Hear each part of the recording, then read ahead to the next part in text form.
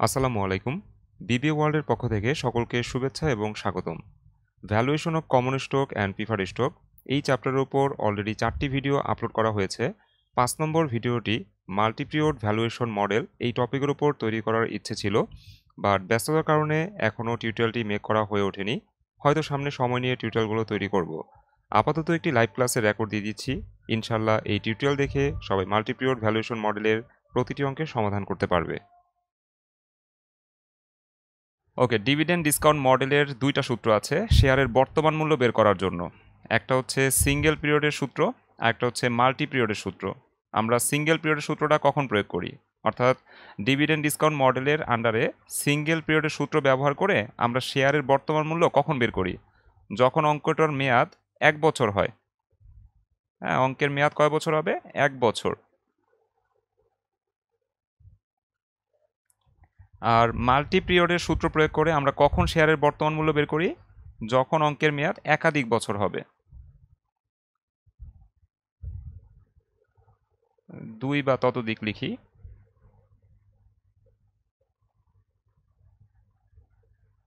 বছর। আচ্ছা, এই কথাটা গত ক্লাসেও বলেছি, আজকে আবার বলে দিলাম। ডিভিডেন্ড ডিসকাউন্ট মডেলের আন্ডারে শেয়ারের বর্তমান মূল্য বের করার জন্য দুইটা সূত্র আছে। 3 নম্বর সূত্রটা আমরা কখন প্রয়োগ করব? যখন অঙ্কের মেয়াদ 1 বছর হবে। কোনো অঙ্কের মেয়াদ যদি 1 বছর হয়, তখন আমরা হচ্ছে P0 বের করার জন্য বা শেয়ারের বর্তমান মূল্য বের করার জন্য এই সূত্রটা ব্যবহার করে থাকব। আর কখন এই সূত্রটা ব্যবহার করতে হয় সেটা কিন্তু আমি গত ক্লাসে বিস্তারিত বলেছি, আজকে আর বললাম না। আর মাল্টি পিরিয়ডের সূত্রটা আমরা কখন ব্যবহার করব? যখন অঙ্কটা একাধিক বছরের হবে। যখন অঙ্কটা একাধিক বছরের হবে বা 2 বা ততোধিক বছরের হবে, তখন আমরা মাল্টি পিরিয়ডের সূত্র ব্যবহার করে শেয়ারের বর্তমান মূল্য বের করব। তো আমি আজকে মাল্টি পিরিয়ড ভ্যালুয়েশন মডেলের সূত্রটা নিয়ে আলোচনা করব এবং মাল্টি পিরিয়ড ভ্যালুয়েশন মডেলের আন্ডারে আমরা বেশ কিছু অঙ্কের সমাধান শিখব। এবং 4 নম্বর সূত্রের অঙ্ক পরীক্ষায় আসার সম্ভাবনা খুবই বেশি। ঠিক আছে, এই অঙ্ক পরীক্ষায় আসার সম্ভাবনা খুবই বেশি। সবাই খুব মনোযোগ দিয়ে ক্লাসগুলো করবেন। ঠিক আছে। আচ্ছা, এখানে লিখলাম মাল্টি পিরিয়ড ভ্যালুয়েশন মডেল। একটা নোট লিখেছি, যখন অঙ্কে একাধিক গ্রোথ রেট দেওয়া থাকবে, যখন অঙ্কে একাধিক গ্রোথ রেট দেওয়া থাকবে অথবা অঙ্কটি একাধিক বছরের হবে, তখন এই সূত্রটি ব্যবহৃত হবে। দুইটা কথা, যখন অঙ্কে একাধিক গ্রোথ রেট দেওয়া থাকবে। কোনো অঙ্কে যদি দেখেন গ্রোথ রেট একাধিক আছে, এর আগে কিন্তু আমরা কোনো অঙ্কেই একাধিক গ্রোথ রেট পাই নাই। যদি কোনো অঙ্কে দেখেন গ্রোথ রেট একাধিক আছে, অর্থাৎ 2টা গ্রোথ রেট আছে বা 3টা গ্রোথ রেট আছে, যদি কোনো অঙ্কে একাধিক গ্রোথ রেট থাকে, তাহলে মাল্টি পিরিয়ড ভ্যালুয়েশন মডেলের সূত্র প্রয়োগ করে শেয়ারের বর্তমান দাম বের করতে হবে। অথবা যদি অঙ্কটি একাধিক বছরের হয়, যদি অঙ্কটি একাধিক বছরের হয়, যেমন 2 বছর বা তার বেশি, হ্যাঁ, তাহলেও আমরা শেয়ারের বর্তমান দাম বের করার জন্য মাল্টি পিরিয়ড ভ্যালুয়েশন মডেলের সূত্রটি প্রয়োগ করব। দুইটা কথা খুব ভালো করে মনে রাখবেন, গ্রোথ রেট একাধিক থাকলে মাল্টি পিরিয়ডের সূত্র ব্যবহার করে শেয়ারের বর্তমান মূল্য বের করতে হবে, অথবা অঙ্কটি একাধিক বছরের হলে মাল্টি পিরিয়ডের সূত্র ব্যবহার করে শেয়ারের বর্তমান মূল্য বের করতে হবে। আচ্ছা, সূত্রটা কি এটা একটু পড়ে দেই। P0 দিয়ে বোঝায় শেয়ারের বর্তমান দাম। তো P0 সূত্রটা হচ্ছে D1 divided by 1 plus KE whole to the power 1 plus D2 divided by 1 plus KE whole to the power 2।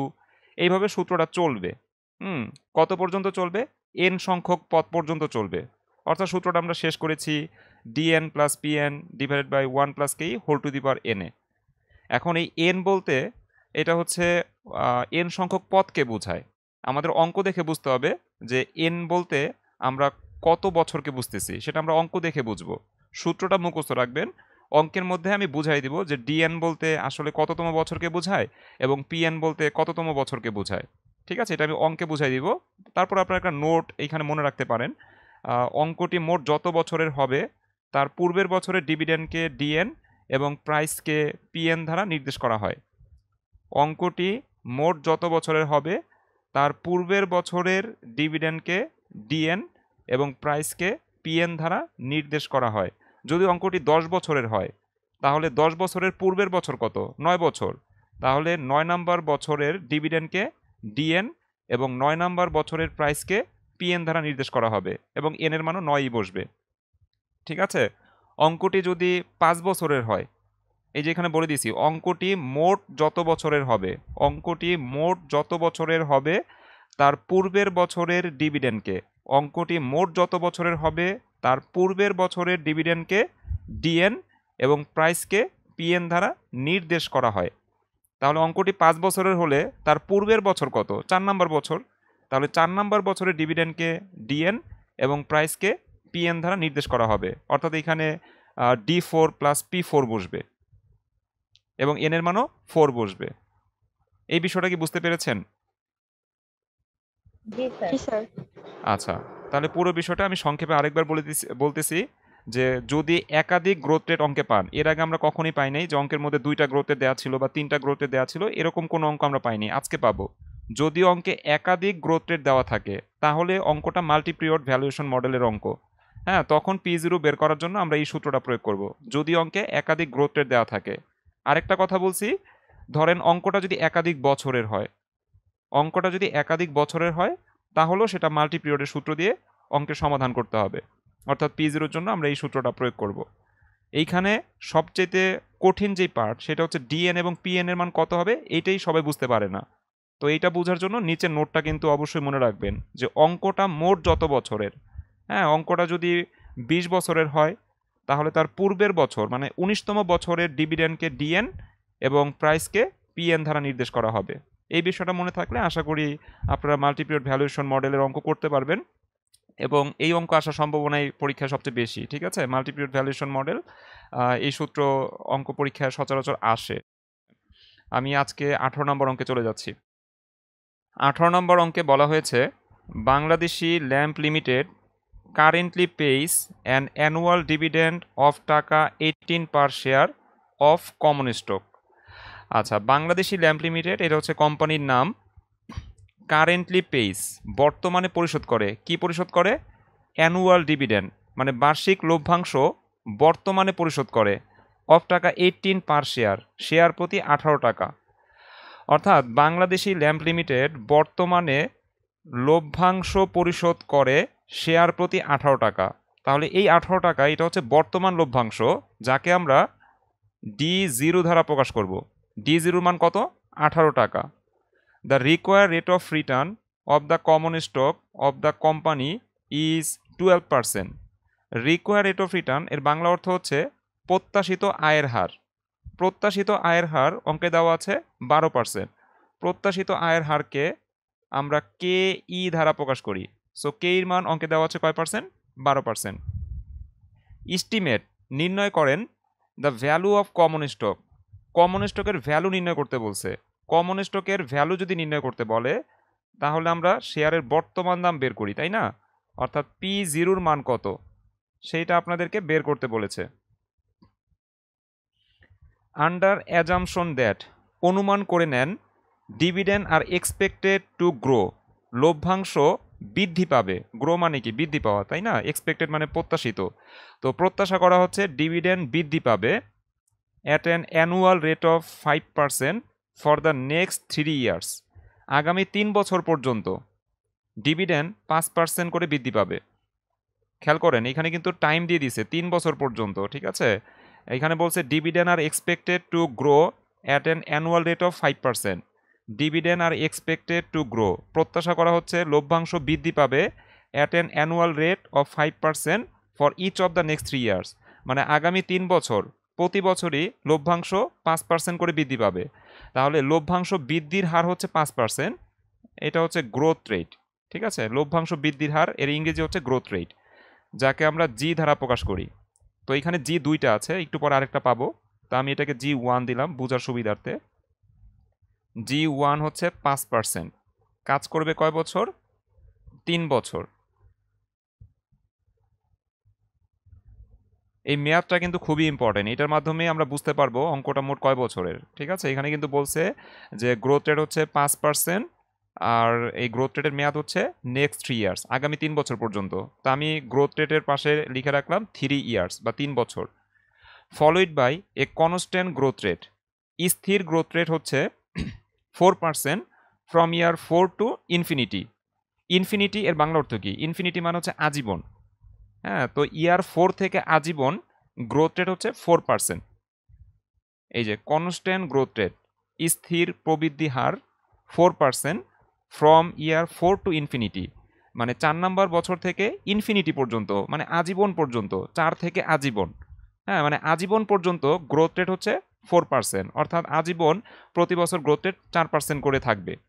মানে লভ্যাংশ প্রতি বছর 4% করে বৃদ্ধি পাবে। তাহলে এটা হচ্ছে দ্বিতীয় গ্রোথ রেট, যাকে আমরা G2 দ্বারা প্রকাশ করব, যার মান হচ্ছে 4% এবং এটার মেয়াদ হচ্ছে আজীবন। পুরো অঙ্কের বিষয়টা আরেকবার একটু বোঝেন, তাহলে আশা করি সবাই বুঝতে পারবেন যে অঙ্কের মধ্যে কী কী দেওয়া আছে এবং কী কী বের করতে বলছে। আমি আরেকবার একটু শর্টে রিডিংটা পড়ে দিচ্ছি, কী কী দেওয়া আছে এগুলো একটু বলে দিচ্ছি।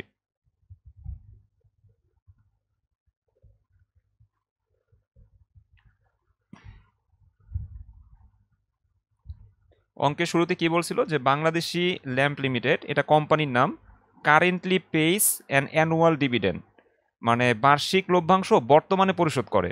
তাহলে লভ্যাংশ যদি বর্তমানে পরিশোধ করে সেটা হচ্ছে বর্তমান লভ্যাংশ, আর বর্তমান লভ্যাংশকে আমরা D0 দ্বারা প্রকাশ করি।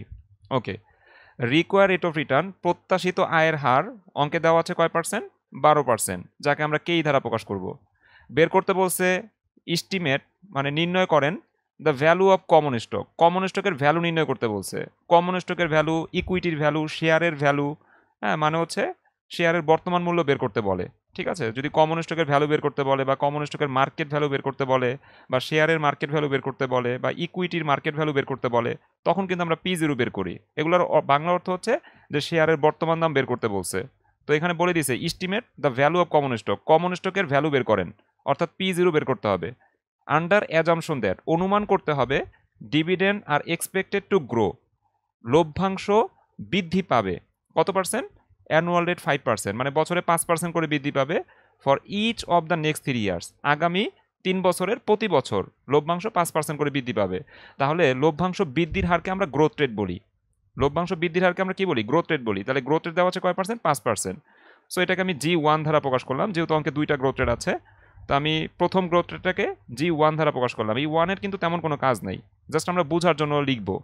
হ্যাঁ, G1-এর মান হচ্ছে 5%, এটা কাজ করবে কয় বছর? 3 বছর। সো এখানে আমি লিখে রাখলাম মেয়াদটা 3 বছর। আর constant growth rate, constant growth rate বলতে আমরা কি বুঝি? স্থির গ্রোথ রেট। এই কনস্ট্যান্ট মানে হচ্ছে স্থির। তো কনস্ট্যান্ট গ্রোথ রেট বলতে আমরা বুঝি স্থির গ্রোথ রেট, যেটা যেটার মান হচ্ছে 4% আর কাজ করবে 4 টু ইনফিনিটি, মানে 4 থেকে আজীবন, 4 থেকে আজীবন কাজ করবে। ঠিক আছে,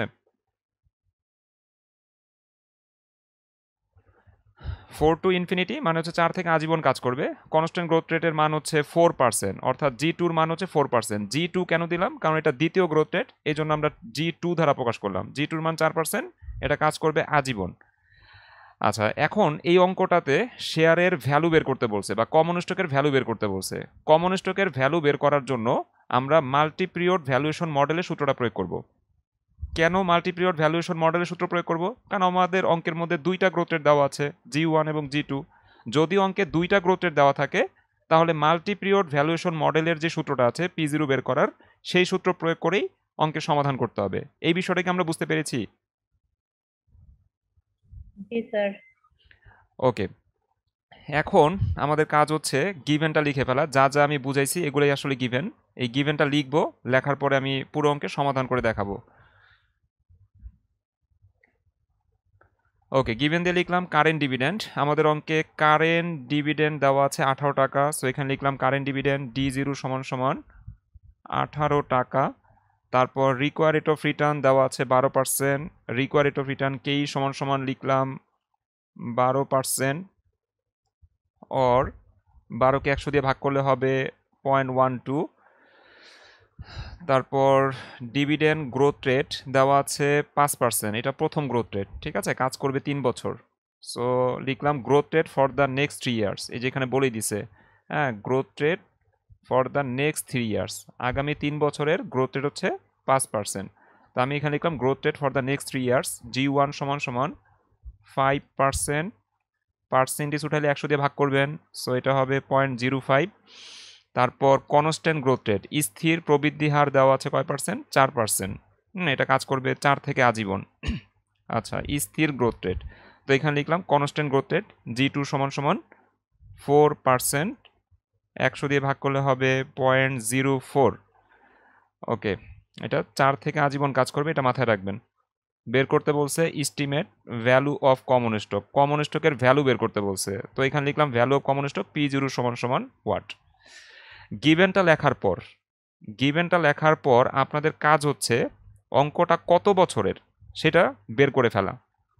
আবারও বলতেছি, গিভেনটা লেখার পর আপনাদের প্রথম কাজ হচ্ছে অঙ্কটা কত বছরের সেটা বের করা। তা আমি একটু চেক করি অঙ্কটা কত বছরের। আমাদের যে প্রথম গ্রোথ রেট, ঠিক আছে, প্রথম গ্রোথ রেট এটা কাজ করবে কয় বছর? 3 বছর কাজ করবে, ঠিক আছে। 3 বছর। হ্যাঁ 3 বছর কাজ করবে। তো আমি G1 এর পাশে লিখে রাখি 3 বছর কাজ করবে। আর দ্বিতীয় যে গ্রোথ রেটটা আছে কনস্ট্যান্ট গ্রোথ রেট, এই কনস্ট্যান্ট গ্রোথ রেট কাজ করবে কয় বছর? ফ্রম ইয়ার 4 টু ইনফিনিটি, 4 থেকে আজীবন, মানে আজীবন কাজ করবে, ঠিক আছে, আজীবন কাজ করবে। তো আমি G2 এর পাশে লিখে রাখলাম আজীবন। আজীবন মানে আমরা 1 বছর ধরবো, কারণ আজীবন ধরে তো আমরা অঙ্ক করতে পারবো না। আজীবন বললে আমরা 1 বছর ধরবো। তো আমাদের অঙ্কের মেয়াদটা হয়ে গেল কয় বছর? টোটাল 4 বছর। নিয়ম কিন্তু প্রতিটা অঙ্কের জন্য সেম। আজীবন বললে, আজীবন ধরলে তো আর আমরা অঙ্ক করতে পারবো না। আজীবন ধরলে আজীবন করে যেতে হবে অঙ্কটা, ওই সূত্রের মধ্যে আজীবন মান বসায় যেতে হবে। তো আজীবন বললে আমরা 1 বছর ধরবো। তাহলে আগের গ্রোথ রেট কাজ করবে, মানে প্রথম গ্রোথ রেট কাজ করবে 3 বছর, আর দ্বিতীয় গ্রোথ রেট কাজ করবে 1 বছর। তাহলে এই অঙ্কটা হচ্ছে টোটাল 4 বছরের, 4 বছরের অঙ্ক। কেউ কি বলতে পারবেন 4 বছরের অঙ্ক হইলে ডিএন এর মান কত আর পিএন এর মান কত? মানে ডিএন বলতে আমরা কত বছরের ডিভিডেন্ডকে বুঝতেছি, পিএন বলতে কত বছরের প্রাইসকে বুঝতেছি, এটা কেউ বলতে পারবেন? স্যার 3 বছর। 3 বছরের ডিএন আর হ্যাঁ, 3 নম্বর বছরের ডিভিডেন্ডকে আমরা বলবো ডিএন, আর 3 নম্বর বছরের প্রাইসকে আমরা বলবো পিএন। এই জিনিসটা সবচেয়ে ইম্পর্টেন্ট, এটাই বোঝা যায় না যে আসলে ডিএন বলতে আর ডিএন বলতে কত বছরের ডিভিডেন্ডকে বোঝায়, পিএন বলতে কত নম্বর বছরের প্রাইসকে বোঝায়, এই জিনিসটা বোঝা যায় না। তো এইটা আপনারা এইভাবে একটু হোমওয়ার্ক করে নেবেন, হ্যাঁ, যে প্রথম গ্রোথ রেট কাজ করবে 3 বছর, দ্বিতীয় গ্রোথ রেট কাজ করবে আজীবন, আজীবন মানে 1 বছর, তাহলে টোটাল অঙ্কটা 4 বছরের। তো টোটাল অঙ্ক যদি 4 বছরের হয়, তার পূর্বের বছরের ডিভিডেন্ডটাকে ডিএন দ্বারা নির্দেশ করা হয়, আর তা 4 বছরের পূর্বের বছরের প্রাইসটাকে পিএন দ্বারা নির্দেশ করা হয়। তো আমরা বুঝতে পারলাম এই অঙ্কে ডিএন মানে হচ্ছে D3, পিএন মানে হচ্ছে P3। এখন দেখেন তো গিভেনের মধ্যে D3 আর P3 আছে কিনা।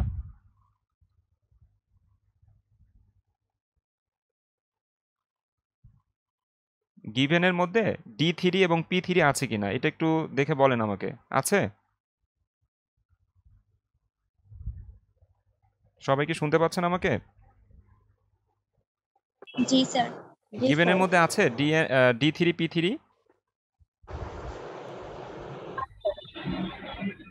গিভেনের মধ্যে নাই, ঠিক আছে, গিভেনের মধ্যে D3 P3 নাই। এখন যদি গিভেনের মধ্যে D3 P3 না থাকে তাহলে আমাদের কি করতে হবে? অবশ্যই D3 P3 বের করতে হবে।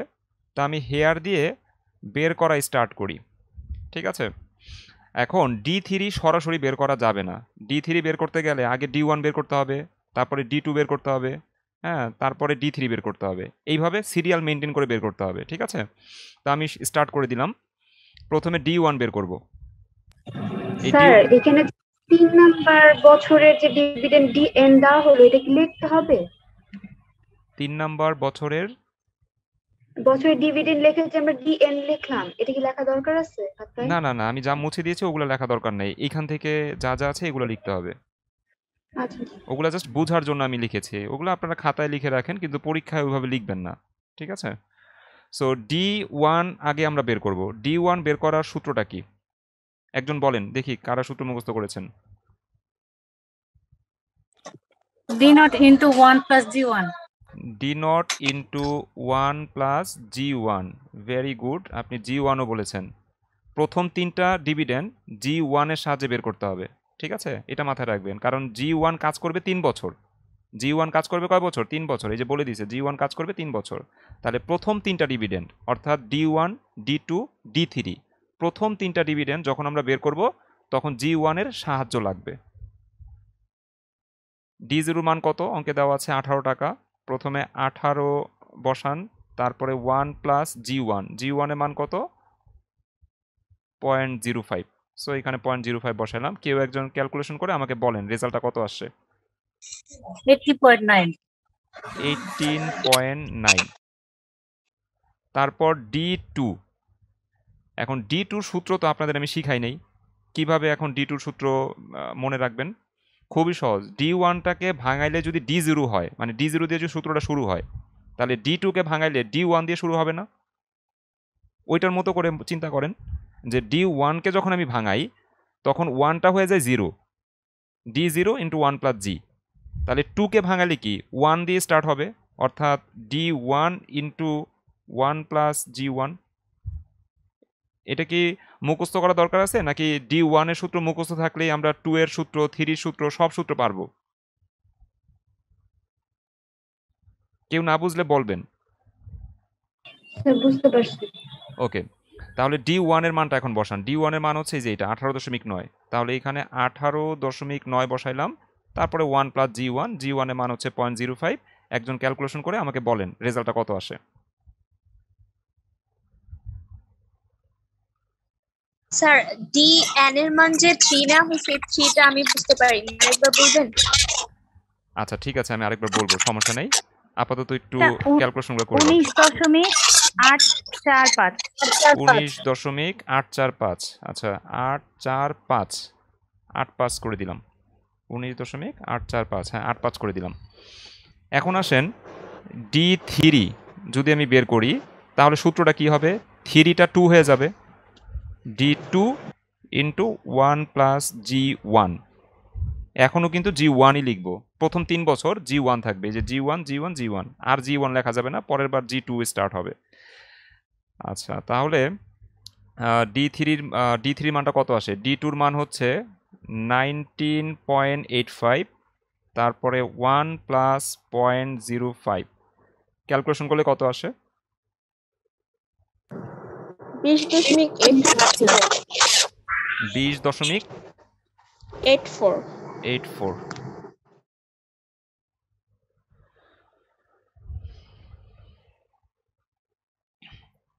আচ্ছা D1 D2 D3 বের করে ফেললাম। এখন কাজ হচ্ছে P3 বের করা, তাই না? কিন্তু P3 বের করতে গেলে আমাদের D4 এর হেল্প লাগবে। তো আমরা D4টা একটু বের করে নিব। D4 বের করার সূত্র হবে D3 ইন্টু 1 প্লাস G2। এখানে কিন্তু G2 ব্যবহার করতে হবে, কারণ প্রথম 3 বছর আমরা G1 ব্যবহার করব। 3 বছরের পরে যদি আমরা ডিভিডেন্ড বের করতে চাই তাহলে G2 এর হেল্প লাগবে, ঠিক আছে? কারণ 4 থেকে আজীবন G2 এর কাজ শুরু। তো আমরা যখন D4 বের করব, 4 নম্বর বছর ডিভিডেন্ড বের করব, তখন কিন্তু আমাদের G2 এর হেল্প লাগবে। আর যদি আপনাদের প্রশ্ন আসে কেন আমরা D4 বের করব, আমাদের সূত্রে তো D4 লাগবে না। হ্যাঁ D4 লাগবে না, ঠিক আছে, কিন্তু P3 যদি বের করতে চাই তাহলে D4টা লাগবে। D3 এর মান কত আসছে? 20.84। এইখানে 20.84 লিখলাম।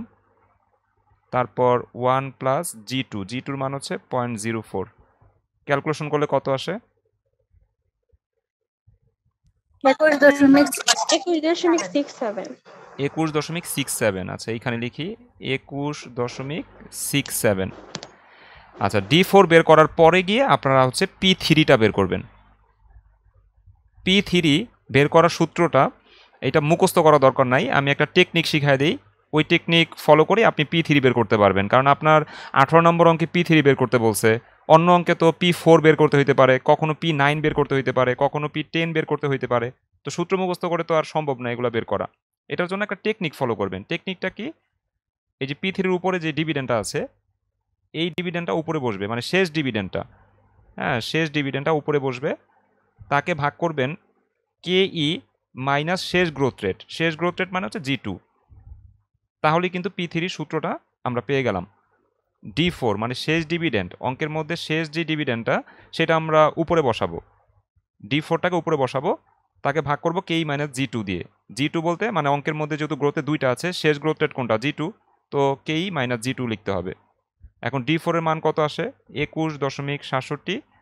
তারপর KE এর মান অঙ্কে দেওয়া আছে কত? 0.12। এইখানে 0.12 লিখলাম।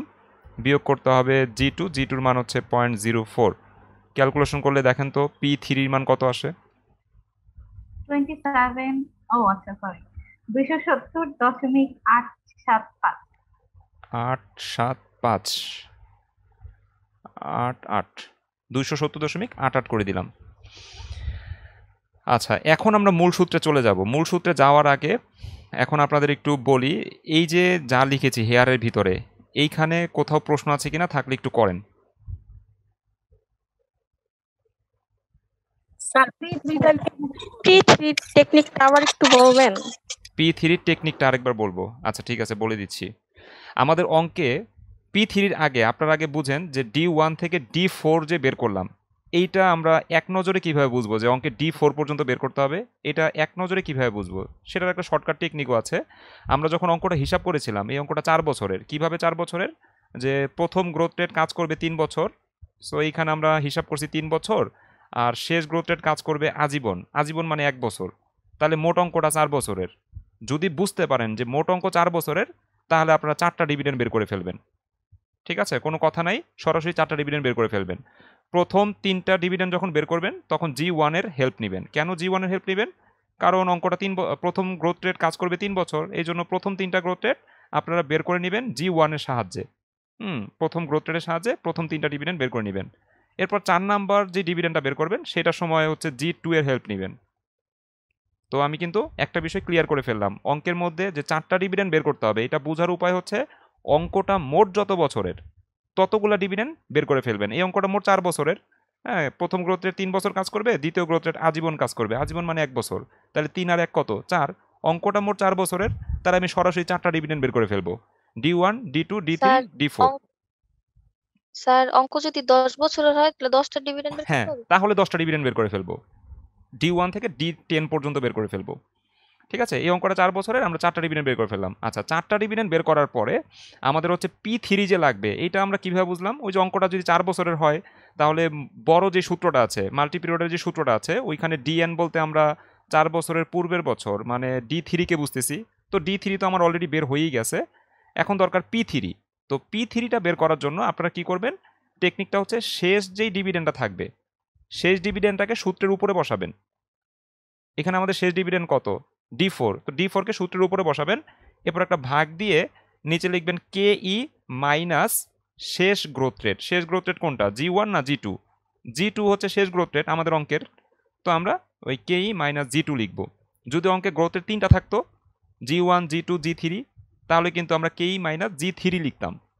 তো টেকনিকটা হচ্ছে শেষ ডিভিডেন্ডটা উপরে বসবে, তারপর ভাগ চিহ্ন দিয়ে লিখবেন KE মাইনাস শেষ গ্রোথ রেট। এখন শেষ গ্রোথ রেট G2 হইতে পারে, G3 হইতে পারে, G4 হইতে পারে, সেটা আমি জানি না, কিন্তু KE থেকে শেষ গ্রোথ রেটটা বিয়োগ করতে হবে। আমরা G2টা বিয়োগ করব KE থেকে। D4-কে যদি ভাগ করেন KE মাইনাস G2 দিয়ে, তাহলে P3 বের হয়ে যাবে। আর P3 বের করতে পারলেই আমরা হচ্ছে মূল সূত্রটা বসাইতে পারবো, মাল্টি পিরিয়ডের সূত্র বসায় অঙ্কের সমাধান করতে পারবো। দেখেন বিষয়টা বুঝতে পারছেন কিনা। আর ওই যে আরেকজন কোশ্চেন করেছিলেন DN এর মান যে D3 বা PN এর মান যে P3, এটা কিভাবে বুঝবো? এটা খুবই সোজা। আমাদের অঙ্ক যদি 4 বছরের হয়, তাহলে তার পূর্বের বছরের ডিভিডেন্ডটাই হচ্ছে D3, এবং 4 বছরের পূর্বের বছর, হ্যাঁ মানে 3 নম্বর বছরের প্রাইসটাই হচ্ছে P3। যদি অঙ্কটা 10 বছরের হয়, তাহলে 9 নম্বর বছরের ডিভিডেন্ডটাই হচ্ছে DN, এবং 9 নম্বর বছরের প্রাইসটাই হচ্ছে PN এর মান। যদি অঙ্কটা 20 বছরের হয়, তাহলে 19 নম্বর বছরের মানে 20 বছরের পূর্বের বছর 19 নম্বর বছরের ডিভিডেন্ডটাই হচ্ছে DN, এবং 19 নম্বর বছরের প্রাইসটাই হচ্ছে PN। আপনারা হিসাব করবেন অঙ্কটা কয় বছরের। অঙ্ক যত বছরের, তার পূর্বের বছরের ডিভিডেন্ডটাই হচ্ছে DN, তার পূর্বের বছরের প্রাইসটাই হচ্ছে PN। আশা করি বিষয়টা বুঝতে পেরেছেন। আমি মূল সমাধানে চলে যাচ্ছি। একটা কাজ করেন, এগুলোর মধ্যে তো আর অঙ্ক করানো যাবে না, কেউ একজন খাতার মধ্যে এগুলো একটু তুলে ফেলেন। D1, D2, D3, D4 আর P3 এই মানগুলো একটু তুলে ফেলেন। জি স্যার, তোলা আছে। তোলা আছে, ঠিক আছে। স্যার হ্যাঁ বলেন। মানে গ্রোথ রেট, সেকেন্ড গ্রোথ রেটের সময় কি সবসময় ইনফিনিটি থাকবে, নাকি বছরটা উল্লেখ করাও থাকে অনেক সময়? না, শেষ গ্রোথ রেটটা ইনফিনিটি থাকে। আর যদি ইনফিনিটি না থাকে, তাহলে তো মেয়াদ দেওয়া থাকবে, তখন আমরা ওই হিসাবে কাজটা করবো আর কি। কিন্তু নর্মালি হচ্ছে ইনফিনিটি থাকবে। যদি সেকেন্ড গ্রোথ রেটের মেয়াদ থাকে, তাহলে থার্ড গ্রোথ রেটে ইনফিনিটি থাকবে, মানে একটা ইনফিনিটি থাকবেই। D1 এর মানটা কত আসে একটু বলেন, কেউ খাতায় তুলেছেন মনে হয়। D1 এর মানটা কত আসে? 18.9 18.9। D2 এর মান কত আসছে? 18.845 18 তো 19 আসছে, 19.85। 19.85। D3 এর মানটা আসছে কত? 20.84 84।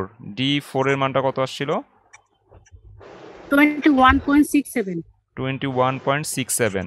তারপর P3 এর মানটা কত আসছে? 270.88 8। আমাদের সব কাজ কমপ্লিট। এখন আমরা সূত্র বসাই দিতে পারবো।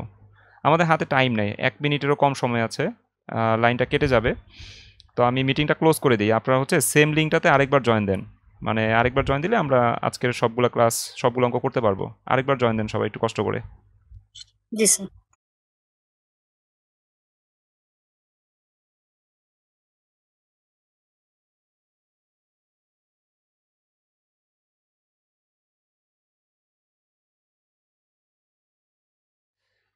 আচ্ছা, আমাদের P3 পর্যন্ত বের করা হয়ে গেছে। এখন আমরা মূল সূত্রটা বসাবো, এই যে এইখান থেকে বসাতে হয় আর কি, উইনো দিয়ে। উইনো আমরা জানি P0 সমান সমান, সূত্রটা হচ্ছে D1 divided by 1 plus KE whole to the power 1 plus D2 divided by 1 plus KE whole to the power 2। এইভাবে ডট ডট মানে যাবে, কত পর্যন্ত যাবে? n সংখ্যক পদ পর্যন্ত যাবে, অর্থাৎ dn plus pn divided by 1 plus KE whole to the power n। এখন সবাই যেখানে প্রবলেমে পড়ে যে n বলতে কতকে বোঝায়, এইটা অনেক স্টুডেন্ট ধরতে পারে না। ঠিক আছে, n বলতে কতকে বোঝায়? অঙ্কটা মোট যত বছরের তার পূর্বের বছরটাই হচ্ছে n। ঠিক আছে, আমাদের এই অঙ্কটা মোট কত বছরের? 4 বছরের। এই যে প্রথম গ্রোথ রেট কাজ করবে 3 বছর, আর দ্বিতীয় গ্রোথ রেট কাজ করবে আজীবন। আজীবন মানে 1 বছর। 3 আর 1 যোগ করলে কত হয়? 4। তাহলে অঙ্কটা মোট 4 বছরের। তাহলে 4 বছরের পূর্বের বছর মানে 3 নাম্বার বছরের ডিভিডেন্ডটাই হচ্ছে ডিএন, 3 নাম্বার বছরের প্রাইসটাই হচ্ছে পিএন। তার মানে এন বলতে আমরা 3 নাম্বার বছরকে বুঝতেছি। এখন জাস্ট মান বসান, এখানে লেখার জায়গা নাই, আমি এইখান থেকে স্টার্ট করলাম। D1 এর মান কত? D1 এর মান হচ্ছে 18.9। সো এইখানে 18.9 বসাইলাম, তারপরে ভাগ করব 1 প্লাস কেই। কেইর মান কত? কেইর মান হচ্ছে 0.12। তো এইখানে 0.12 বসাইলাম হোল টু দি পাওয়ার 1। এরপরে প্লাস দিয়ে কি বসাইতে হবে? D2। D2 মান কত? D2 মান হচ্ছে 19.85। সো এখানে বসাইলাম 19.85, তাকে ভাগ করব কি দিয়ে? 1 প্লাস কেই। কেই মানে 0.12, 0.12 হোল টু দি পাওয়ার 2। এখন কি ডট ডট দিব? না, যখন মান বসাবো তখন কিন্তু ডট ডট হবে না, তখন হচ্ছে আপনার হচ্ছে সিরিয়ালি মানগুলো বসায় যেতে হবে। ডট ডট সূত্রে থাকবে, মেইন সূত্রে থাকবে, কিন্তু যখন মান বসাবো তখন কিন্তু ডট ডট থাকবে না। এখন আমাদের কি করতে হবে? জাস্ট হচ্ছে প্লাস দিয়ে দিয়ে মানগুলো বসাইতে হবে। এখন আমরা কত পর্যন্ত মান বসাবো? 3 পর্যন্ত মান বসাবো। তাহলে প্লাস দিয়ে জাস্ট আরেকবার লিখতে হবে। ডিএন বলতে D3কে বুঝতেছি। সো D3 মান কত? D3 মান হচ্ছে 20.84। 20.84, তারপর একটা প্লাস চিহ্ন দিব। পিএন বলতে P3কে বুঝতেছি। P3 মান কত? P3 মান হচ্ছে 270.88। 270.88। তারপরে ভাগ করতে হবে 1 প্লাস কেই। কেইর মান হচ্ছে 0.12। সো এখানে 0.12 whole to the power n। n এর মান হচ্ছে 3। এই যে আমরা মানটা বসায় ফেললাম। এখন ক্যালকুলেশন করলেই কিন্তু রেজাল্ট চলে আসবে। এখন প্রতিটা অঙ্কে কি এই 3টাই বসাবো? না, 3টা বসাইতেছি কারণ কিন্তু অঙ্কটা 4 বছরের, এই জন্য আমরা 3 পর্যন্ত মান বসাবো। ঠিক আছে, যদি অঙ্কটা 10 বছর হইতো তাহলে কিন্তু এইখানে আমরা D1 divide by 1 plus K whole to the power 1, তারপরে plus D2 divide by 1 plus K whole to the power 2, plus D3 divide by 1 plus K whole to the power 3। এইভাবে আমরা একেবারে 9 পর্যন্ত যাইতাম, মানে 9 গিয়ে এরকম একটা সিচুয়েশন হইতো। ঠিক আছে, D9 plus P9 divide by 1 plus K whole to the power 9, এরকম বিশাল একটা সূত্র হইতো। কিন্তু আমাদের অঙ্কটা যেহেতু 4 বছরের, 3 বছর পর্যন্ত মান বসাইতে হবে, এই জন্য কিন্তু আমাদের এই 3টা ঘরেই কিন্তু হয়ে গেছে। ঠিক আছে? আপনারা কিন্তু হোমওয়ার্ক যখন করবেন এমন না যে 1 আর 2 বসানোর পরই আপনারা এটা বসায় ফেলবেন, এরকম কিন্তু করতে পারবেন না। এইখানে ডিএন বলতে D3, পিএন বলতে P3, যার কারণে 1 2 পরেই আমরা 3টা বসাইছি। ঠিক আছে? যদি কোনো অঙ্কে ডিএন বলতে D9 কে বোঝায়, পিএন বলতে P9 কে বোঝায়, তাহলে 8 পর্যন্ত সিরিয়ালি বসায় আসবেন, শেষে গিয়ে D9 + P9 divide by 1 + K⁻9 বসাইতে হবে। আচ্ছা, এখন দেখেন তো এইটার রেজাল্ট কত আসে ভাগ করলে ক্যালকুলেটরে। এই পাওয়ার বসাইতে পারেন? পারার তো কথা।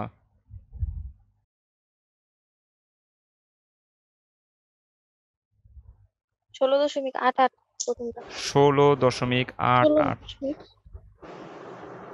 15.84, 15.84। আর লাস্টেরটা যখন করবেন, ঠিক আছে, এইখানে একটা মানে ব্র্যাকেট রাখেন বা যোগটা আগে করে খাতায় একটু রাফ করে নিন।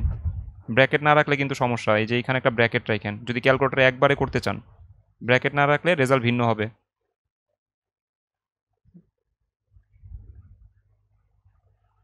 আর যারা ওইভাবে শর্টকাটে করতে না পারেন তারা উপরেরটা যোগ করে আলাদা একটা রাফ করবেন, আর নিচের অংশটা কত আসে আলাদা একটা রাফ করবেন, তারপর দুইটাকে ভাগ করে অ্যান্সারটা বসায় দিবেন, যারা একবারে করতে না পারেন।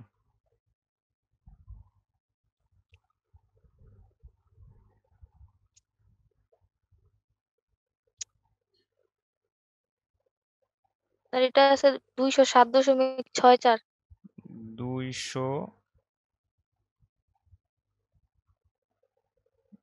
207.64। 64। হ্যাঁ, তাহলে সবগুলো যোগ করলে কত আসে? সেকেন্ডটা 88 আসে। 15.88। ঠিক আছে, সমস্যা নেই। বা হোমওয়ার্ক করতে গেলে আপনারা বুঝতে পারবেন যে কত আসবে। একবারে কত আসে?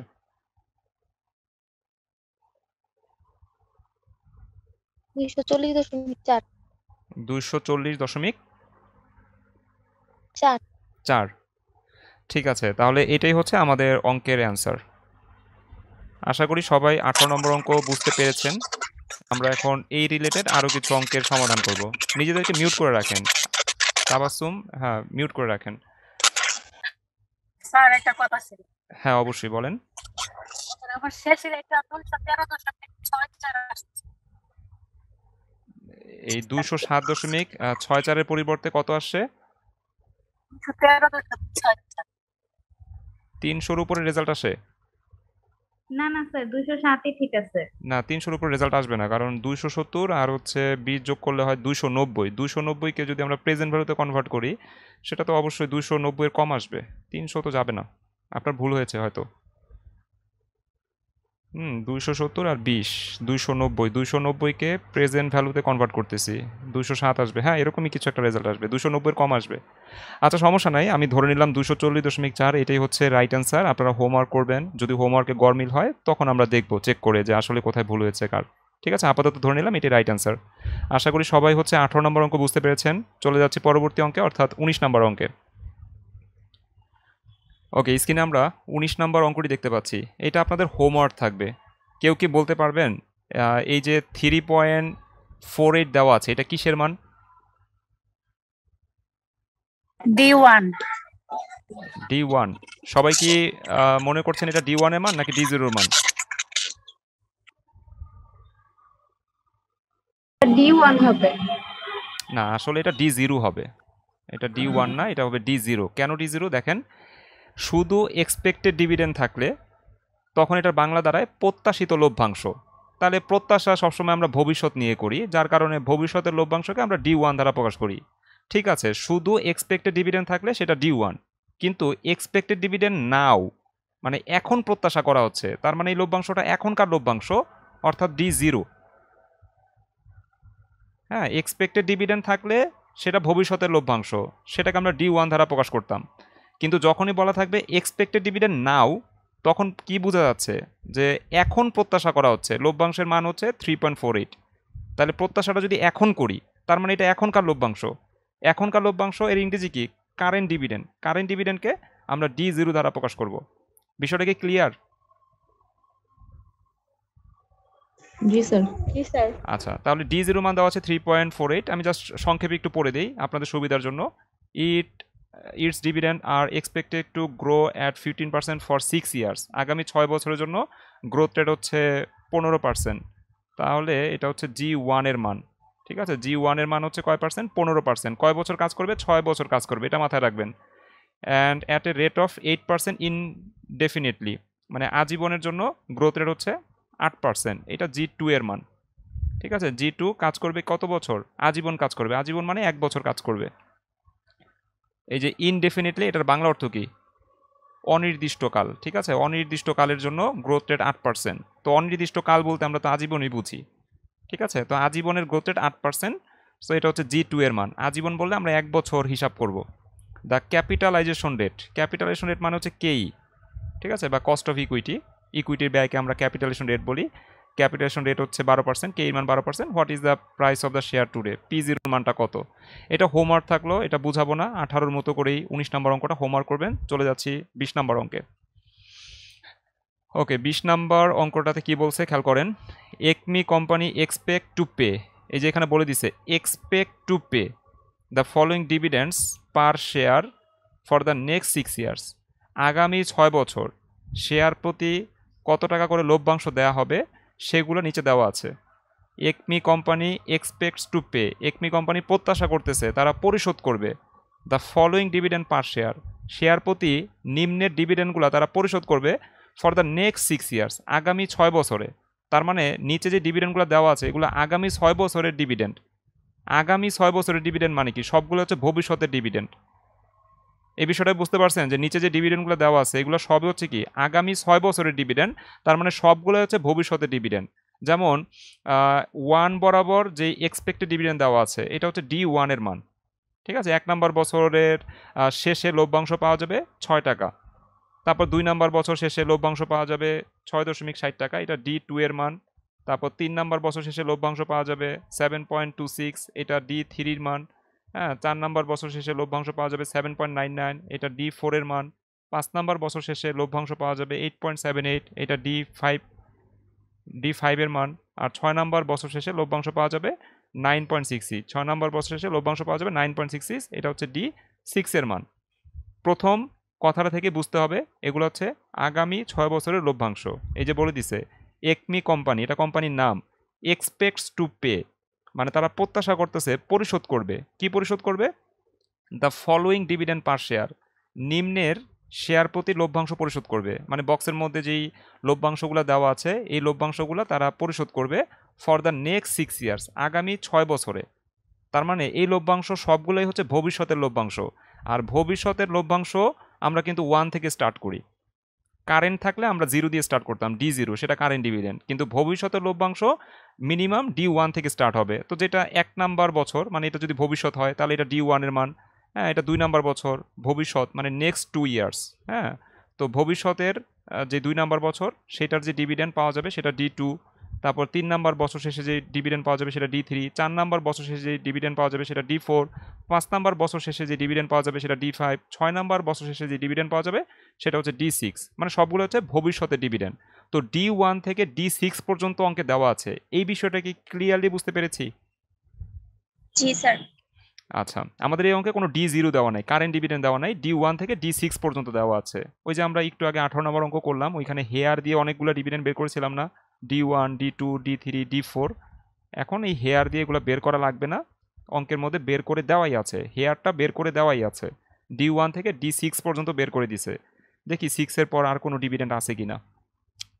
The companies dividend is expected to grow at a constant rate of 10% from year 7 two infinite period. মানে 7 থেকে আজীবন, 7 two infinite period. Infinite period বলতে আমরা কি বুঝি? মানে একদম অনির্দিষ্ট মেয়াদ, ঠিক আছে, অসীম মেয়াদ।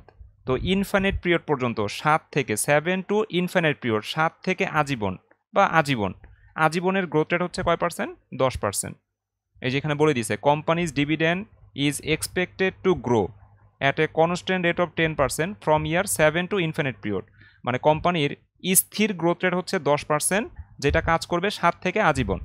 তার মানে আজীবনের একটা গ্রোথ রেট দেওয়া আছে। ঠিক আছে, গ্রোথ রেট দেওয়া আছে কয় পার্সেন্ট? 10%। এটা কাজ করবে 7 থেকে আজীবন বা আজীবন। 7 থেকে আজীবন বা আজীবন একই কথা। তো আজীবনের জন্য একটা গ্রোথ রেট দেওয়া আছে 10%। আজীবন বললে আমরা 1 বছর হিসাব করব।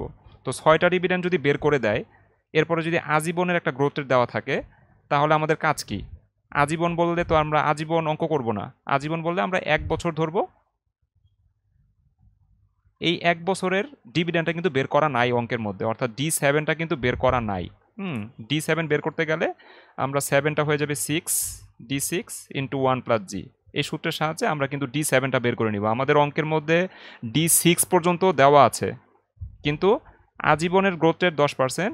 এই আজীবনের গ্রোথ রেট ব্যবহার করে আমরা যে একটা ডিভিডেন্ড বের করব, সেটা কিন্তু আমাদের বক্সে দেওয়া নাই। 6টা ডিভিডেন্ড দেওয়া আছে 7 থেকে আজীবন। ওই 7 থেকে আজীবন মানে আজীবন বলে 1 বছর, 7 নম্বর বছরের ডিভিডেন্ডটা আমাদের বক্সের মধ্যে নাই বিধায় আমরা D6 এর পর D7টা বের করে নিব। তাহলে আমাদের এই অঙ্কটা টোটাল 7 বছরের হয়ে গেল। 7 বছরের অঙ্ক হলে কীভাবে সমাধান করতে হয় আশা করি সবাই বুঝতে পারেন। তারপর আমি দেখাই দিব, সমস্যা নাই। What should be the price of the company? হ্যাঁ, মানে কোম্পানির শেয়ারের প্রাইস কত, কোম্পানির শেয়ারের প্রাইস কত বা P0 কত, এটা আপনাকে বের করতে হবে। If the investor require rate of return is 12%, যদি প্রত্যাশিত আয়ের হার 12% হয়। ঠিক আছে, প্রত্যাশিত আয়ের হার মানে আপনি প্রত্যাশা করতেছেন যে এই শেয়ার থেকে 12% করে আয় করবেন, সেটি হচ্ছে রিকোয়ার রেট অফ রিটার্ন বা প্রত্যাশিত আয়ের হার। প্রত্যাশিত আয়ের হারকে আমরা কেই দ্বারা প্রকাশ করি। কেই মান কয় পার্সেন্ট? 12%। তো পুরো অঙ্কটাই কিন্তু আমরা পড়লাম। পুরো অঙ্কের মধ্যে কোনোই নতুন তথ্য নাই, সব তথ্যই কিন্তু আপনাদের নোন। 18 নম্বর অঙ্ক যেভাবে করেছি ওই তথ্যগুলোই কিন্তু অঙ্কে দেওয়া আছে। আমি ফরম্যাটটা সাজাই দিচ্ছি কিভাবে এই অঙ্কটা সমাধান করতে হবে। ফরম্যাট সাজানোর পর যদি কারো কোনো কোশ্চেন থাকে করবেন, অবশ্যই বুঝাই দিব। প্রথমে গিভেনটা লিখে নেন। গিভেন দেওয়া আছে কনস্ট্যান্ট গ্রোথ রেট দেওয়া আছে 10%। সো এটাই প্রথমে লিখি, কনস্ট্যান্ট গ্রোথ রেট, যাকে আমরা জি ধারা প্রকাশ করব। এখানে আর 1 2 দেওয়া দরকার নাই, ঠিক আছে। কনস্ট্যান্ট গ্রোথ রেট 1 2 আমরা কখন দিই? যখন দুইটা গ্রোথ রেট থাকে তখন 1 2 দিয়ে আমরা জাস্ট বুঝি যে একটা হচ্ছে প্রথম গ্রোথ রেট, সেটা 3 বছর কাজ করবে, আরেকটা হচ্ছে দ্বিতীয় গ্রোথ রেট, সেটা আজীবন কাজ করবে। 1 আর 2 এর কিন্তু কোনো কাজ নাই, দেই আমাদের সুবিধার জন্য, ঠিক আছে। তো কনস্ট্যান্ট গ্রোথ রেট 10%, এখানে আমি সরাসরি লিখলাম কনস্ট্যান্ট গ্রোথ রেট জি সমান সমান 10% or 0.10। R required rate of return দেওয়া আছে 12%। এখানে লিখেন required rate of return, required rate of return, যাকে আমরা KE দ্বারা প্রকাশ করব। KE এর মান হচ্ছে 12%। পার্সেন্টেজ উঠালে 100 দিয়ে ভাগ করতে হয়। সো 12কে 100 দিয়ে ভাগ করলে হবে 0.12। আর বের করতে বলছে price of the company. Price of the company মানে কোম্পানির শেয়ারের প্রাইস। তো আমি লিখলাম price of the common stock, লিখি কোম্পানি না লিখে কমন স্টক লিখি। Price of the common stock বা P0 সমান সমান হোয়াট। আচ্ছা, গিভেন লেখার পর আমরা কি করি? 18 নম্বরকে কি করছি? গিভেন লেখার পর হেয়ার লিখছিলাম, তাই না? এখানেও একদম সেম ফরম্যাট রাখবো, হেয়ার লিখবো। এখন হেয়ার দিয়ে আমাদের কি করতে হয়? ডিভিডেন্ড বের করতে হয়। তো এইখানে ডিভিডেন্ডগুলো দেওয়াই আছে, বের করে দেওয়াই আছে। সো আমরা সরাসরি এগুলোই লিখে দিব। হ্যাঁ, D1 বের করা লাগবে না। D1 এর মান দেওয়া আছে, টাকা লিখলেও হবে, আচ্ছা লিখলাম না। D1 এর মান দেওয়া আছে 6.00। D1 এর পর D2 লিখতে হবে। D2 এর মান আছে 6.60। হ্যাঁ, তারপরে D3 এর মান লিখতে হবে। D3 এর মান আছে 7.26। যেগুলো আমরা হেয়ারে বের করেছিলাম 18 নম্বর অঙ্কে, এখানে বের করতে হচ্ছে না, তারা বের করেই দিয়েছে। তারপর D4 এর মান হচ্ছে 7.99। D5 এর মান হচ্ছে 8.78। D6 এর মান হচ্ছে 9.66। মানে 6টা ডিভিডেন্ড তারা বের করে দিছে, আমাদের কষ্ট কমাই দিছে। 6টা ডিভিডেন্ড তারা বের করে দিছে, এই যে 6টা ডিভিডেন্ড বের করে দিছে। কিন্তু 7 নাম্বার ডিভিডেন্ডটা তারা বের করে দেয় নাই। এই যে 10% কনস্ট্যান্ট গ্রোথ রেট কাজ করবে 7 থেকে আজীবন। তো 7 থেকে আজীবন মানে হচ্ছে আজীবন, এর গ্রোথ রেট হচ্ছে 10%। তো আজীবন বলে 1 বছর ধরি আমরা, তার মানে 6-এর পর 1 বছর, 7 নাম্বার বছর। D7টা তারা বের করে দেয় নাই, আমরা বের করে নিব। D7 বের করতে গেলে কি করতে হবে? 7টা হয়ে যাবে 6, অর্থাৎ D6 ইন্টু 1 প্লাস জি। এই সূত্রটা প্রয়োগ করবেন, 9.66 ইন্টু 1 প্লাস জি। জি এর মান হচ্ছে 0.10। এখানে একটা রেজাল্ট পেয়ে যাবেন, D7 এর রেজাল্ট পেয়ে যাবেন। $10.63 আচ্ছা আমি এটা হোমওয়ার্ক দিচ্ছি, তো এটা আর লিখবো না, লেখার জায়গাও নেই। আচ্ছা D7 বের করার পরে এখন আপনাদের কাছে প্রশ্ন, আমরা কত নাম্বার পি বের করব? কততম বছরে পি বের করব? P7 না, যদি অঙ্কটা 7 বছরের হয় তাহলে P6 মূল সূত্রটা 6 নাম্বার বছরে গিয়ে স্টপ হবে, P6 P6 বের করতে হবে। ঠিক আছে, D7 পর্যন্ত যদি আপনি বের করেন তার মানে হচ্ছে অঙ্কটা 7 বছরের। D7 পর্যন্ত যদি আপনি বের করেন তার অর্থ হচ্ছে অঙ্কটা 7 বছরের। তাহলে 7 বছরের অঙ্ক হইলে আমাদের মূল সূত্রটা D6 প্লাস P6 গিয়ে শেষ হবে। তো D6 তো আমার কাছে আছেই, P6টা জাস্ট বের করতে হবে। P6 বের করার সূত্র মুখস্থ করা যাবে না, আমি এই যে এখানে শর্টকাটে বুঝাই দিচ্ছি।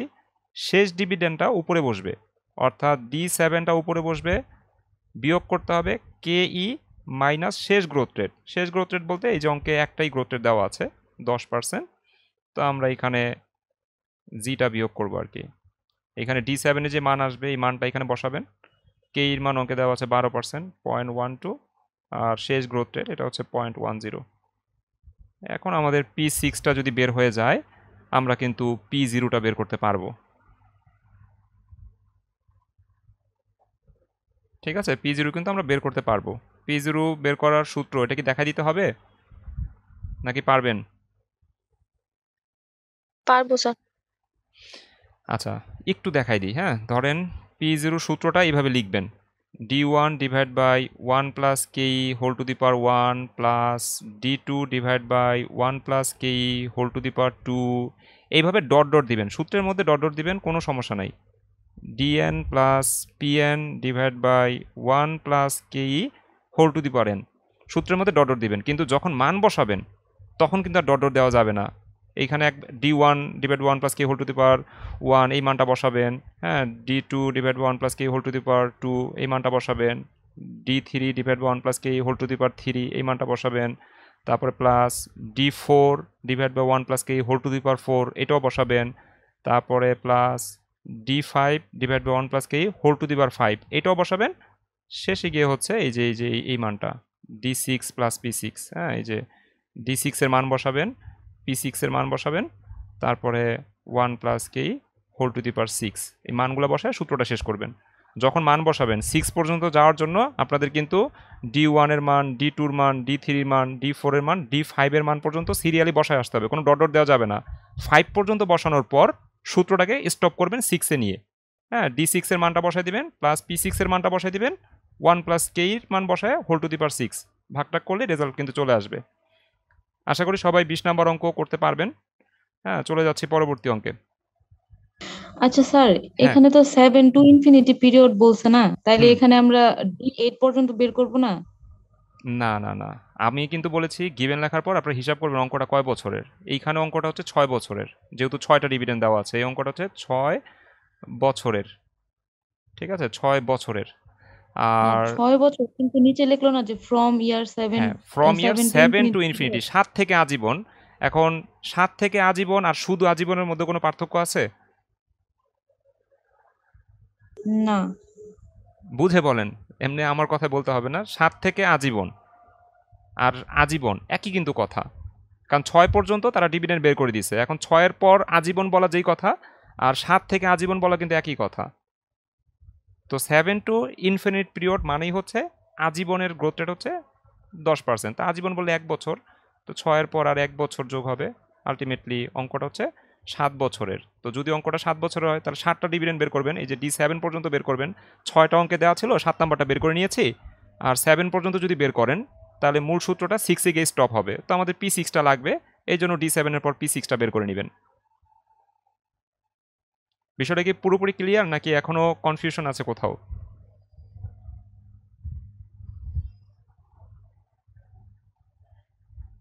বলেন, যিনি কোশ্চেন স্যার করেছেন। আবার একটু বলেন। আবার একটু বলবো। আচ্ছা, আমি কোশ্চেন করি, আপনি একটু অ্যান্সার দেন, তাহলে বিষয়টা আরো ক্লিয়ার হবেন। অঙ্কে ডিভিডেন্ড কয়টা দেওয়া আছে? 6টা। 6টা। তাহলে এই অঙ্কটা হচ্ছে 6 বছরের। প্রথমত বুঝতে পারলাম, যেহেতু 6টা ডিভিডেন্ড দেওয়া আছে অঙ্কটা 6 বছরের। আচ্ছা, 6 বছর পর্যন্ত হিসাব পাইলাম। এরপর নিচে দেখতেছি যে একটা গ্রোথ রেট দেওয়া আছে। হ্যাঁ, constant growth rate. Constant growth rate মানে স্থির গ্রোথ রেট, এটা সেম, মানে স্থির থাকবে, 10% করেই থাকবে। এখন 10% করে কি কত বছর? বলছে from year 7 to infinite period, 7 থেকে আজীবন, মানে 6 পর্যন্ত তারা ডিভিডেন্ড বের করছে, 6-এর পর থেকে তারা বলতেছে যে গ্রোথ রেট 10% সেটা কাজ করবে 7 থেকে আজীবন। তা আমি বলতেছি 7 থেকে আজীবন বলা যেই কথা, শুধু আজীবন বলা একই কথা, মানে 6-এর পর থেকে আজীবন বলা যেই মানে 6-এর পর থেকে 7 থেকে আজীবন বলা যেই কথা, 6-এর পর থেকে শুধু আজীবন বলা একই কথা। কারণ 6-এর পর যদি আমি বলি আজীবন, তাহলে তো 7 থেকে আজীবনই হচ্ছে। 6-এর পর 6 নম্বর বছরের পর যদি আমি বলি এই 10% গ্রোথ রেট এটা আজীবন কাজ করবে, তাহলে তো অবশ্যই 7 থেকেই তো আজীবন কাজ করবে। 7, 8, 9, 10, 11, 12 সব বছরের জন্য গ্রোথের 10% করেই তো থাকবে। সেটা তো 7 থেকে আজীবন বললে যা কথা, হ্যাঁ শুধু আজীবন বললে তো একই কথা। ধরেন আমি আপনাকে একটা প্রশ্ন করি যে 6 পর্যন্ত ডিভিডেন্ড দিছি, হ্যাঁ এখন আমি বললাম কি এই 10% এই ডিভিডেন্ডটা আজীবন কাজ করবে, 6 পর্যন্ত আমি বের করে দিলাম, এরপরে আজীবন কাজ করবে 10%, তখন কি আপনি 7 নম্বর বছরের গ্রোথ রেট কি 10% ব্যবহার করবেন না? 7 নম্বর জি বছরের গ্রোথ রেট 10%ই ব্যবহার করবেন। যদি আমি 6 পর্যন্ত ডিভিডেন্ড বের করে দিয়ে আপনাকে বলি যে গ্রোথ রেট এরপর থেকে মানে 6-এর পর থেকে আজীবন গ্রোথ রেট হচ্ছে 10% করে, তাহলে আপনি 6-এর পর যখন ডিভিডেন্ডটা বের করতে যাবেন, 7 নম্বর বছর ডিভিডেন্ড বের করতে যাবেন, তখন কিন্তু 10%ই ব্যবহার করবেন। আমি কিন্তু আপনাকে আজীবন বলছি যে 6-এর পর গ্রোথ রেট 10%, এটা আজীবন কাজ করবে, তখন 7, 8, 9, 10 প্রত্যেকটা বছরের জন্য গ্রোথ রেট হচ্ছে 10% করে। আবার যদি আমি এই কথাও বলি যে 6 পর্যন্ত ডিভিডেন্ড বের করে দিলাম, 7 থেকে আজীবন গ্রোথের 10%, তখনও কিন্তু আপনি 7, 8, 9, 10 যা আছে সবার জন্য গ্রোথ রেট 10%ই কিন্তু ব্যবহার করবেন। তাহলে 7 থেকে আজীবন আর শুধু আজীবন কথাটা একদম সেম। 7 থেকে আজীবন আর শুধু আজীবন কথাটা একদম সেম। বিষয়টা কি এখন জি স্যার ক্লিয়ারলি বুঝতে বুঝতে পেরেছি? পারছি। জি জি জি আচ্ছা, তো আশা করি সবাই 20 নম্বর অঙ্ক পারবেন হোমওয়ার্ক করতে। চলে যাচ্ছি পরবর্তী অঙ্কে। 21 নম্বর অঙ্ক, খুবই ইম্পর্টেন্ট একটা অঙ্ক। এই অঙ্কটাও আপনাদের হোমওয়ার্ক থাকবে। একটু হোমওয়ার্ক দিচ্ছি যাতে তাড়াতাড়ি সেটা শেষ করতে পারি আর কি, ঠিক আছে? একটু হোমওয়ার্ক করবেন বাসায়, হোমওয়ার্ক করলে নিজেদেরই সুবিধা হবে আর কি। আচ্ছা আমি বুঝাই দিচ্ছি, প্রত্যেকটা হোমওয়ার্ক কিন্তু আমি বুঝাই দিচ্ছি, না পারলে আবার নেক্সট ক্লাসে করাই দিব, কোনো সমস্যা নেই। Perry Motors common stock currently pays an annual dividend of টাকা 18 পার শেয়ার। আচ্ছা এই যে বলছে কারেন্টলি পেইস অ্যানুয়াল ডিভিডেন্ড, মানে বার্ষিক লভ্যাংশ। হুম 21 নাম্বার 21 নম্বর অঙ্ক কেটে দেন, 21 নম্বর অঙ্ক লাগবে না শীটের, ঠিক আছে। হ্যাঁ শীটের 21 নম্বর অঙ্ক কেটে দিয়েন, ওইটা হোমওয়ার্ক করা লাগবে না, ওটা আমি করাবো না, ওটা বাদ, ওটা আসবে না পরীক্ষায়। Current pace and annual dividend মানে বর্তমানে বার্ষিক লভ্যাংশ পরিশোধ করা হয় শেয়ার প্রতি 1 টাকা 80 পয়সা। হ্যাঁ এই যে বলে দিছে পেরি মোটরস, এটা কোম্পানির নাম। Common stock currently pace and annual dividend of টাকা 1.80 পার শেয়ার। বার্ষিক লভ্যাংশ বর্তমানে পরিশোধ করা হয় শেয়ার প্রতি 1 টাকা 80 পয়সা। এটা হচ্ছে বর্তমান লভ্যাংশ, যাকে আমরা D0 দ্বারা প্রকাশ করব। The require rate of return of common stock 12%। Require rate of return মানে প্রত্যাশিত আয়ের হার, প্রত্যাশিত আয়ের হারকে আমরা KE দ্বারা প্রকাশ করি, KE-র মান 12%।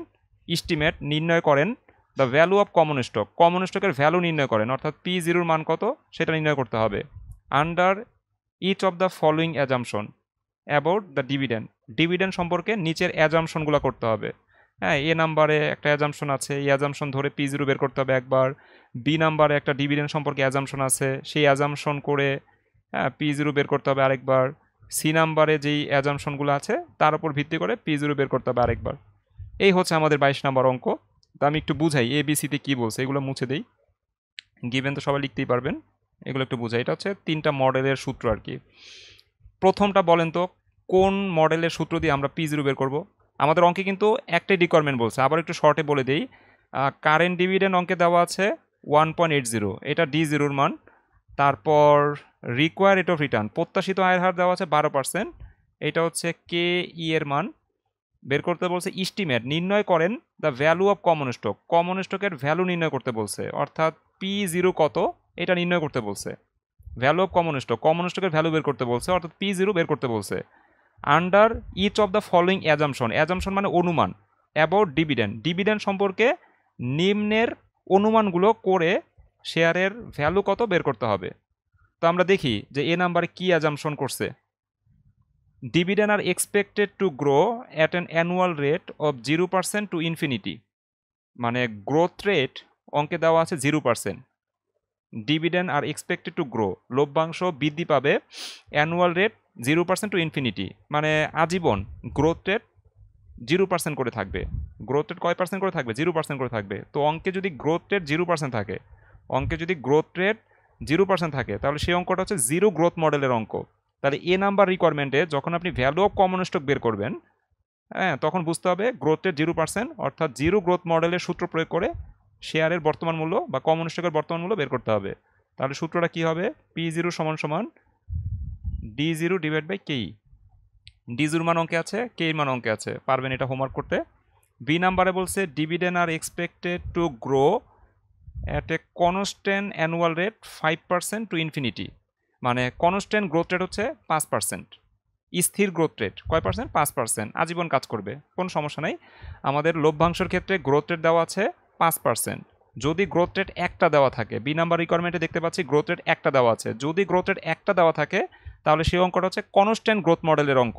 আমাদের এই অঙ্কে গ্রোথ রেট, বি নাম্বার রিকোয়ারমেন্টে গ্রোথ রেট দেওয়া আছে কয় পার্সেন্ট? 5%, একটা গ্রোথ রেট দেওয়া আছে, সেহেতু কনস্ট্যান্ট গ্রোথ মডেলের সূত্র প্রয়োগ করে value of common stock, common স্টকের মূল্য বের করতে হবে বা বর্তমান মূল্য বের করতে হবে। P0 সমান সমান D1 ডিভাইড বাই কেই মাইনাস জি, যেহেতু একটা গ্রোথ রেট দেওয়া আছে। আর সি নাম্বারটা এই যে আজকে যে করলাম, দুইটা গ্রোথ রেট দেওয়া আছে। দেখেন, dividend are expected to grow at a annual rate 5% for next 3 years. পরবর্তী 3 বছরের জন্য গ্রোথ রেট 5%। এটা G1 এর মান, G1 এর মান হচ্ছে 5%, 3 বছর কাজ করবে। আর followed by constant annual growth rate 4% in year 4 to infinity, 4 থেকে আজীবন কাজ করবে, এরকম গ্রোথ রেট হচ্ছে 4%। এটা হচ্ছে দ্বিতীয় গ্রোথ রেট, দ্বিতীয় গ্রোথ রেট হচ্ছে 4%, এটা কাজ করবে আজীবন। আজীবন মানে হচ্ছে 1 বছর, তার মানে অঙ্কটা 4 বছরের অঙ্ক। কিভাবে করতে হবে এটা আপনারা পারবেন। তো এই 22 নম্বর অঙ্ক হোমওয়ার্ক থাকবে। লাস্ট আরেকটা অঙ্ক আছে 23 নম্বর অঙ্ক, সেটাতে চলে যাই। সি নাম্বার তো পারবেন তাই না? এটা করতে পারবেন না সি নাম্বার? পারবো স্যার। ওকে, 23 নম্বর অঙ্ক, এটা হচ্ছে আমাদের আজকে লাস্ট অঙ্ক। এইখানে গ্রোথের 3টা আছে, ঠিক আছে। Determine the price of A share, শেয়ারের প্রাইস বের করতে বলছে, অর্থাৎ P0 বের করতে বলছে। হ্যাঁ, এই যে বলছে ডিটারমাইন, ডিটারমাইনের বাংলা অর্থ হচ্ছে নির্ণয় করতে হবে। হ্যাঁ, নির্ণয় করেন the price of A share, একটা শেয়ারের বর্তমান দাম বের করেন। তো শেয়ারের বর্তমান দাম যদি বের করতে বলে আমরা P0 বের করব। অফ ফিনান্স কোলা কোম্পানি, এটা হচ্ছে কোম্পানির নাম। From the information given below, কিছু তথ্য নিচে দেওয়া আছে। তো কি কি তথ্য অঙ্কে দেওয়া আছে একবারেই লিখে ফেলবো, সময় বেশি নাই, 5 মিনিট আছে। আচ্ছা, এখানে বলছে কারেন্ট ডিভিডেন্ড ইজ গিভেন টাকা 2। কারেন্ট ডিভিডেন্ডকে আমরা D0 দ্বারা প্রকাশ করি। D0 হচ্ছে 2 টাকা। Growth rate of dividend for the first 4 years, প্রথম 4 বছরের জন্য গ্রোথ রেট হচ্ছে কয় পার্সেন্ট? 6%। তো প্রথম 4 বছরের যে গ্রোথ রেট 6% দেওয়া আছে, এটা প্রথম গ্রোথ রেট, যাকে আমরা G1 দ্বারা প্রকাশ করব। G1 এর মান হচ্ছে 6%। হ্যাঁ, 100 দিয়ে ভাগ করলে হবে 0.06। তারপর বলা আছে growth rate of dividend for the next 3 years, মানে পরবর্তী 3 বছরের জন্য গ্রোথ রেট হচ্ছে 10%, মানে আরেকটা গ্রোথ রেট দেওয়া আছে 10%, এটা কাজ করবে 3 বছর। অর্থাৎ G2 এর মান দেওয়া আছে 10% অর 0.10, এটা 3 বছর কাজ করবে। অ্যাট লাস্ট সবশেষে পারপিচুয়াল গ্রোথ রেট, পারপিচুয়াল মানে আজীবন, পারপিচুয়ালের বাংলা অর্থ কি? আজীবন। আজীবনের গ্রোথ রেট দেওয়া আছে 7%, এটা হচ্ছে 3 নাম্বার গ্রোথ রেট। অর্থাৎ G3 এর মান হচ্ছে 7%, এটা কাজ করবে আজীবন, যার 1 বছর মেয়াদ ধরবো আর কি আজীবন বললে।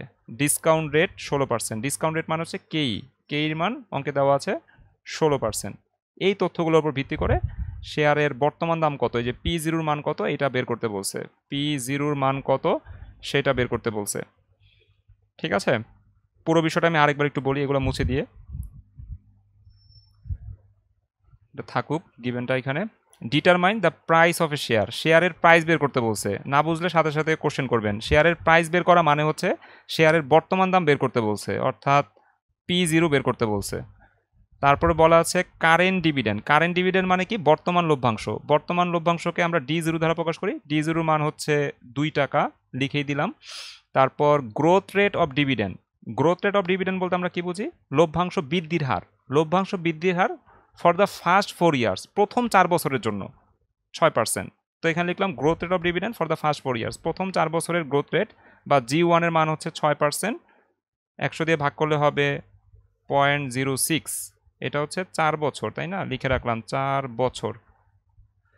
এরপরে বলা আছে গ্রোথ রেট, মানে 4 বছরের পর থেকে আবার নতুন করে কথা, growth rate of dividend for the next 3 years, পরবর্তী 3 বছরের জন্য গ্রোথ রেট 10%। এই যে লিখলাম growth rate of dividend for next 3 years, G2 এর মান হচ্ছে 10%, 100 দিয়ে ভাগ করলে কত হবে? 0.10 হবে। এটা কয় বছর কাজ করবে? 3 ইয়ার্স, মানে 3 বছর কাজ করবে। এটা 3 বছর, 4 3 7 বছর হয়ে গেছে অঙ্কের মেয়াদ। আর পারপিচুয়াল গ্রোথ রেট 7%। সো এখানে লিখলাম পারপিচুয়াল গ্রোথ রেট বা কনস্ট্যান্ট গ্রোথ রেট, যে কোনো একটা লিখবেন। কনস্ট্যান্ট গ্রোথ রেট বা G3 এর মান হচ্ছে 7%, 7% 100 দিয়ে ভাগ করলে হবে 0.07, যার মেয়াদ হচ্ছে আজীবন। পারপিচুয়াল মানে কি? আজীবন। আজীবন বললে 1 বছর ধরবেন, ঠিক আছে? এটা 1 করে দিলাম।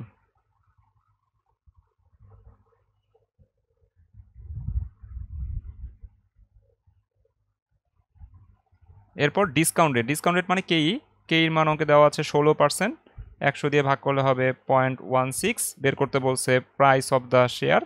তো এখানে লিখলাম price of the share P0 সমান হোয়াট। এখন গিভেন লেখার পর অঙ্কটা কয় বছরের সেইটা আপনাকে জানতে হয়। 4 3 7 আর 1 8, অঙ্কটা হচ্ছে টোটাল 8 বছরের। তো 8 বছরের অঙ্ক হইলে কিভাবে সমাধান করতে হবে? হ্যাঁ, হেয়ার দিয়ে আমাদের কিছু ডিভিডেন্ড বের করতে হবে। প্রথমে 4 বছর G1 কাজ করবে। আচ্ছা, 4 বছর 4টা ডিভিডেন্ড বের করে নেন, D1 D2 D3 D4। এই D4 পর্যন্ত যখন বের করবেন তখন কিন্তু G1 এর হেল্প নেবেন, ঠিক আছে? 4 বছর পর্যন্ত। এরপর 3 বছর কাজ করবে G2। আচ্ছা, D4 এর পর D5 D6 D7, এই 3টা ডিভিডেন্ড যখন বের করবেন তখন G2 এর হেল্প নেবেন। হ্যাঁ, 3 বছর। আর D7 এর পর টোটাল 8 বছরের অঙ্ক। আচ্ছা, D8 বের করতে হবে। D8 যখন বের করবেন তখন 3 নাম্বার গ্রোথ রেটের হেল্পটা নেবেন, G3 এর হেল্পটা নেবেন। আচ্ছা, D8 বের করার পর, মানে অঙ্কটা 8 বছরের 8টা ডিভিডেন্ড বের করার পর আমাদের একটা প্রাইস বের করতে হয়, ওই যে মূল সূত্রের জন্য। এখন প্রাইস আমরা কততম বছরের প্রাইসটা বের করব বলেন তো? P7 P7, very good. হ্যাঁ, P7 P7। আর P7 এর সূত্র কি হবে? D8 divide by KE minus G3। জি। এরপর আছে বাকিটা যে সূত্র আছে P0, সেই সূত্রটা বসাই দিয়ে আপনারা হচ্ছে অঙ্কটা সমাধান করে ফেলবেন। আশা করি সবাই এই অঙ্কটা হোমওয়ার্ক করতে পারবেন, আর না পারলে তো আমি আছি, চেষ্টা করবেন, সবাই হোমওয়ার্ক চেষ্টা করবেন। আগামী ক্লাসে যখন হোমওয়ার্ক মিলাই দিব, যদি কারো কোনো ভুল ত্রুটি হয় তখন আমি বুঝাই দিব, ঠিক আছে? তো আজকের ক্লাস এই পর্যন্তই ছিল, আমি ক্লাস শেষ করে দিচ্ছি। সবাই ভালো থাকবেন, আল্লাহ হাফেজ। আসসালামু আলাইকুম। ওয়ালাইকুম আসসালাম।